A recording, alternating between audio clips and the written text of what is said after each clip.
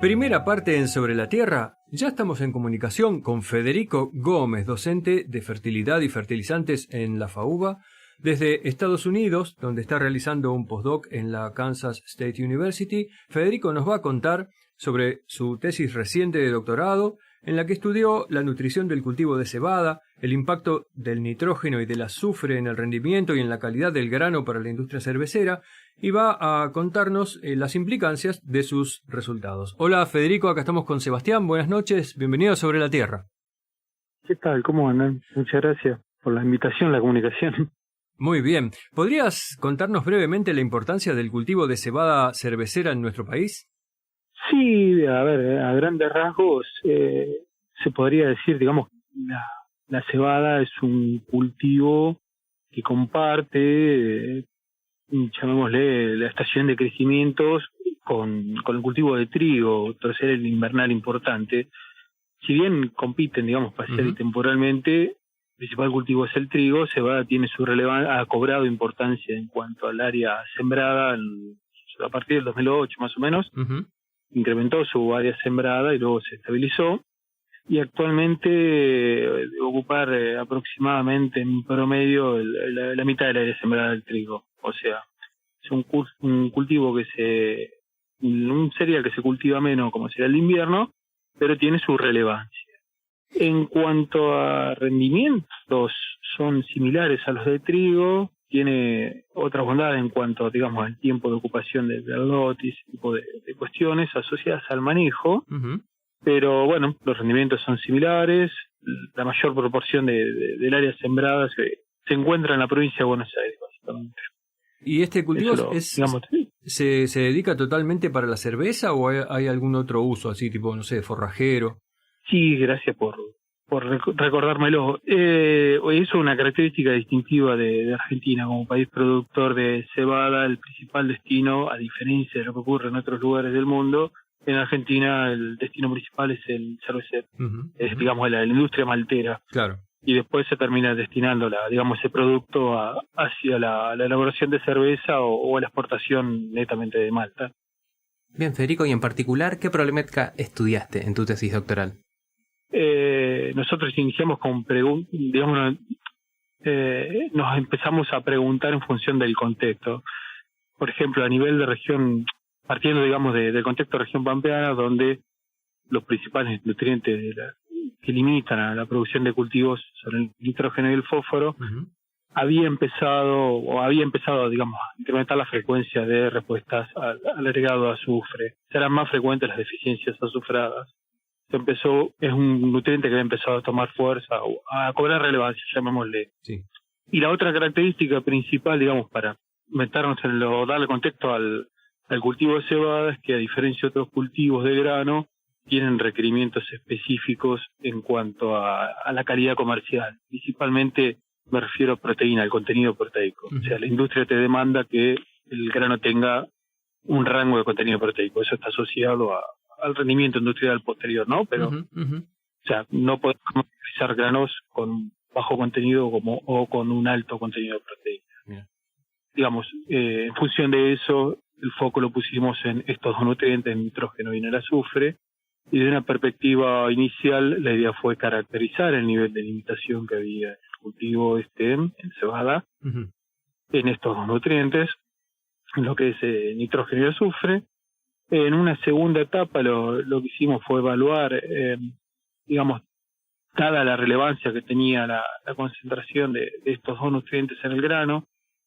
La concentración de azufre está asociado a lo que es la composición de la proteína. O sea, yo lo que te dije primero, que es relevante la cantidad de proteína. Bueno, el azufre mueve la aguja o modifica la composición de la proteína. Entonces se terminan siendo relevantes los dos nutrientes, y en la segunda etapa a nosotros nos pareció interesante analizar la composición o la forma en que se forma la concentración de estos dos nutrientes en el grano, o sea, la cantidad y la calidad básicamente del grano. Y en la tercera etapa evaluamos cómo influían estos dos nutrientes en forma conjunta en lo que es la calidad industrial, en la calidad maltera. Perfecto. Bien, o sea, mencionaste temáticas que tienen que ver con la producción y con la calidad. Te quería preguntar, en términos productivos de grano, ¿qué resultados hallaste? En términos productivos, yo te diría que centraría las conclusiones a nivel de la de la caracterización o la cuantificación de la limitación de estos nutrientes en términos productivos, con lo cual de ahí te podría mencionar de que la principal limitante tanto para el rendimiento como para la cantidad el contenido proteico de los granos fue el nitrógeno. En mayor medida para proteínas, lo que vimos es que es el requerimiento que tiene el cultivo para construir, digamos, o para generar proteínas mayor que el que posee para generar rendimiento. Y desde el punto de vista del azufre, lo que se puede mencionar es que productivamente no es relevante en términos de que no es una respuesta general, no es que es una limitación general. Son limitaciones puntuales, ocurren determinadas situaciones puntuales asociadas a altas disponibilidades de nitrógeno y de agua, bajo contenido de materia orgánica, suelos arenosos. O sea, no es que literalmente es eso, no es una limitación general, sino que es algo más puntual. Respecto entonces, si existen estas limitaciones, respecto al potencial, ¿cuán abajo está el rendimiento? ¿Cuánto se afecta el rendimiento? Y mira, por ahí tuvimos una discusión metodológica en la última etapa, nos deberíamos juntar en los próximos días para subsanar, pero porque seguimos trabajando en lo mismo básicamente, pero más o menos la limitación por nitrógeno estaba en el orden del 30 al 40%. Del total sería de la brecha de rendimiento, sería de lo que se puede explotar. O sea, son más o menos, anda en torno de 600 a 800 kilos. Mira, 40% es un montón. Es un montonazo. Pero el 40% en realidad el 40% de otra proporción, por eso estaba haciendo las cuentas. Sí, más o menos 800 kilos. Para un rendimiento medio de 5 toneladas, ¿no? Y recién en otras respuestas nos contabas un poquito acerca de la importancia de la calidad del grano. En cuanto a este parámetro, ¿qué resultados hallaste? En cuanto al manejo del CIS o en cuanto a resultado per se de cómo se modifica la calidad por el azufre. La segunda. La segunda, en realidad a partir de la primera fuimos a la segunda, a ver cuál era, digamos, las cuestiones, la relevancia de manejo, si quiere, o las cuestiones prácticas, cuál era la forma de corregir determinados aspectos. Primero, a ver, lo que se puede mencionar es que vimos que la calidad maltera estaba asociada a la nutrición nitrogenada, a la nutrición sí, tanto nitrogenada como azufrada. Esto estaba asociado al tipo de proteína que se produce, por eso hoy hablaba de la composición. No solo se modifica el contenido, sino la composición por azufre. Por azufre particularmente la composición. Y la pregunta que surgiera, ¿cuán modificable es la composición y por tanto la calidad, la composición proteica, por tanto la calidad del grano, en función del manejo que se puede hacer básicamente por fertilización, que es lo que uno estudió?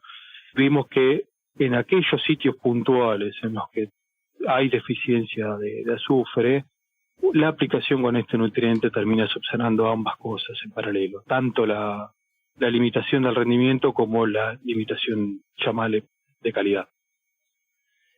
Federico, en esos casos en los que se podría fertilizar con azufre por las limitaciones estas puntuales, vos decís, se modifica el tipo de proteínas que hay en grano. Y respecto a la industria, ¿esto qué influencia tiene? Porque sabemos que hay un rango por encima y por debajo del cual no es aceptable, pero en cuanto a la composición, ¿cómo es? No está evaluada.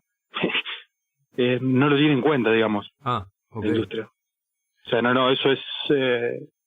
no, en las normativas no está vigente, nada, digamos, incluso en las normativas vos tenés los rangos de proteína en los cuales es tolerable la comercialización, el grano, digamos, para su comercialización. Sí. Pero no tenés reglamentado nada con composición. Mira.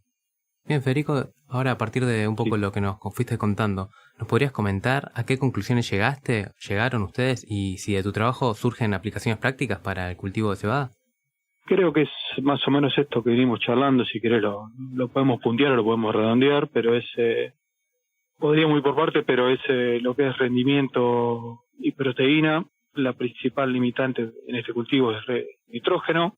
En términos prácticos, te diría, lo que llegamos a concluir es si el productor fija el objetivo de producción en proteína, o sea, se preocupa por cubrir los requerimientos que tiene de nitrógeno el cultivo para un determinado nivel de proteína, ya está subsanado o está cubierto, digamos, los requerimientos para maximizar el rendimiento, claro, porque son menores. Bueno, generamos herramientas en términos básicamente gráficos que te permiten predecir, no sé si eso te llama, digamos, si eso se puede considerar como conclusión, pero bueno, son productos que va generando como herramientas para facilitar el manejo para el productor. Bueno, justamente, y digamos, sí, no sabía si comentártelo acá como conclusión, pero son herramientas que se van produciendo en el medio del transcurso del trabajo. Uh-huh.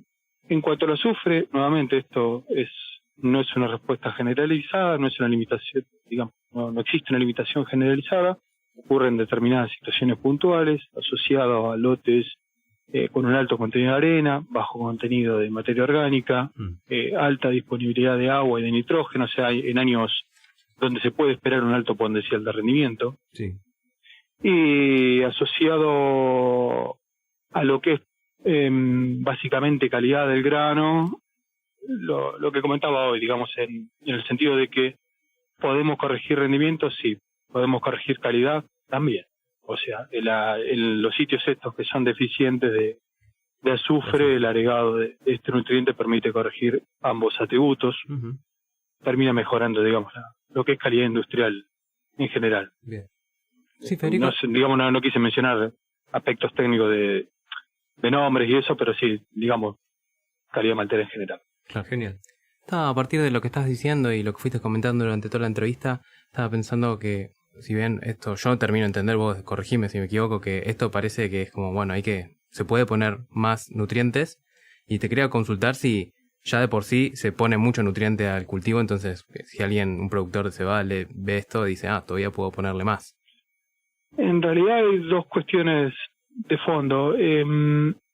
Nutriente en el caso del nitrógeno, digamos, lo que se busca, llamémosle, es sincronizar la oferta con la demanda, o sea, ponerle un montón al principio cuando el cultivo no captura todo ese nitrógeno, no tiene desarrollado su sistema radicular, es mucha oferta y poca demanda, llamémosle.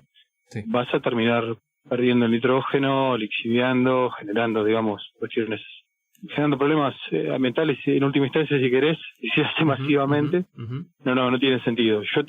A lo que voy, no evalué, yo no me ocupé de fertilización per se en mi tesis, no evalué momentos.